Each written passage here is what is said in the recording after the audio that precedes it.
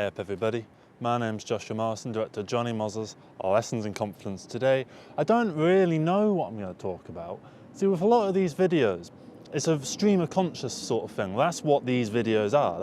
If this was a trend, I think it is a trend apparently. If it had a name, it would be stream of conscious. And just getting annoyed by things in the real world getting in the way, like that announcement. I don't even know if you can even hear it. It's just kind of ridiculous. So all these distractions kind of come in. There's an airplane up ahead. There's that voice going on. There's the fact that I'm on a platform and like I'm filming, and that's a little bit weird. And there's like a security guy that's sort of down there, and he might come up and sort of say, "Can you please stop doing this?" At which point I would obviously say, "Yes, of course. I'm very sorry. I'll be out your hair," that kind of thing. And all of these kind of little aspects come together. The fact that it's all done in one take, blah blah blah blah. There's no jump cuts and all that sort of stuff. That makes it maybe that's where the interest sort of lies. That this is the real world up here. You can't see it really, but it's just kind of mad. Like, the tension that's kind of going on is just kind of fascinating. And, I want to keep doing these for as long as possible and finding new, wacky, fun locations to do them in. And just seeing where the world can take us, and just seeing what can happen and seeing what happens once you stand up and have a look out at the vistas that are in front of you. Because everything looks fascinating at the end of the day. Everything looks cool. If you find the right angle for it, and if you think of a reason that it's worth portraying in a film or something like that. You ever walk around and just think, God, that location would be cool, that location would be cool, I want to film there, I want to film there. Shut the fuck up. So you got all these places in the world, in maybe the areas that you live, you've passed that church and you think, God, that church would look really cool in the background of something. But for what reason would it be in the background of that thing? Well, there's many different options, maybe it's you want to show someone just walking in and then like you cut to a different church, or you just have them sit down somewhere and it's just black in the background. It's like they've gone to a church for some reason. Maybe that's part of the story. Maybe you want to just show like, shut up. Maybe you want to do a music video and you just want to have like churchy sort of stuff because like the lyrics are about the church or whatever, And so you just film a load of churches. Maybe you go into church with like a little sort of digicam kind of thing like this, and you just kind of, just sneakily film little bits around the church and just have a bit of fun with it. Because with this, you can film all sorts of little things, right? And like no one can really tell you what to do because it's just sort of there, So I do see my train coming up, so I think I'm going to have to leave kind of early, so I apologise this is the short one and a very rambly one, but I just think they're kind of interesting, really. It doesn't look like it's stopping. No, that's not, okay, so we can keep going for a little bit longer and just keep the ramble going, because this is literally a ramble one. There's nothing to this video, so if you're clicking on this looking for any kind of insight, don't bother, because this is filler content, right?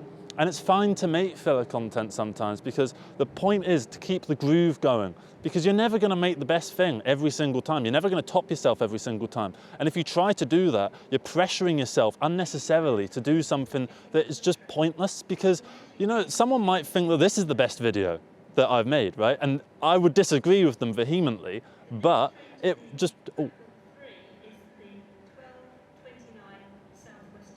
Okay, I need to get that one.